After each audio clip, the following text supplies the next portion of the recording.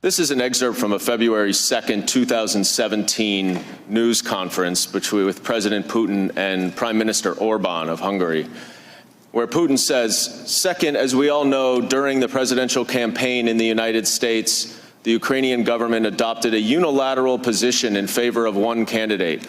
More than that, certain oligarchs, certainly with the approval of the political leadership, funded this candidate, or female candidate, to be more precise."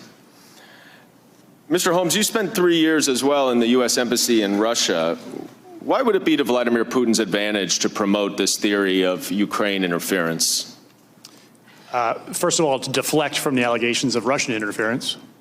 Second of all, to drive a wedge between the United States and Ukraine, which Russia wants to essentially get back into its sphere of influence.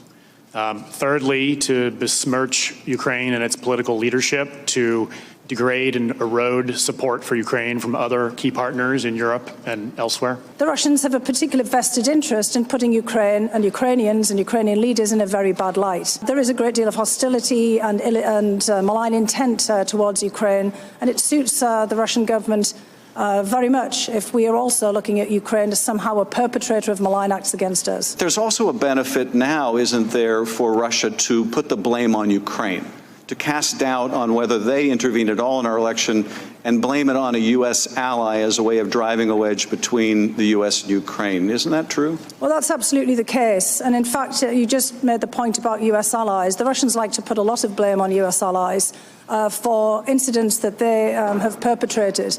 We saw that recently with the United Kingdom in the Russian Secret Service's attack on a former spy, Mr. Skripal, and his daughter in Salisbury in England, where you may recall that the Russians actually accused the British government of perpetrating this themselves. So this falls into a long pattern of deflection and of the Russian government trying to pin the blame on someone else.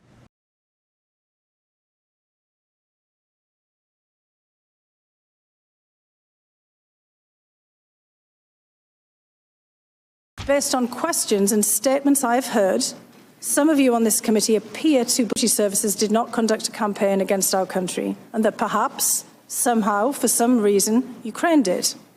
This is a fictional narrative that has been perpetrated and propagated by the Russian security services themselves. The unfortunate truth is that Russia was the foreign power that systematically attacked our democratic institutions in 2016. This is the public conclusion of our intelligence agencies, confirmed in bipartisan congressional reports. It is beyond dispute, even if some of the underlying details must remain classified. The impact of the successful 2016 Russian campaign remains evident today. Our nation is being torn apart. Truth is questioned. Our highly professional and expert career foreign service is being undermined. US support for Ukraine, which continues to face armed Russian aggression, has been politicized. The Russian government's goal is to weaken our country, to diminish America's global role, and to neutralize a perceived US threat to Russian interests. President Putin and the Russian security services aim to counter US foreign policy objectives in Europe, including in Ukraine, where Moscow wishes to reassert political and economic dominance. I say this not as an alarmist, but as a realist. In the course of this investigation, I would ask that you please not promote politically driven falsehoods that so clearly advance Russian interests. And as I told the committee last month, I refuse to be part of an effort to legitimize an alternate narrative that the Ukrainian government is a US adversary and that Ukraine, not Russia, attacked us in 2016. These fictions are harmful even if they're deployed for purely domestic political purposes. But we must not let domestic politics stop us from defending ourselves against the foreign powers who truly wish us harm. President Trump had good reason to be wary of Ukrainian election meddling against his campaign. Dr. Hill, by promoting this theory of Ukrainian interference in the 2016 election, was President Trump adopting Vladimir Putin's view over his own senior advisors and intelligence officials?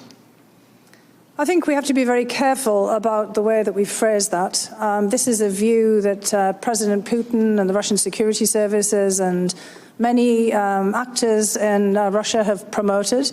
But I think that this view has also got some traction, perhaps in parallel and separately here in the United States. And those two things have, over time, started to fuse together.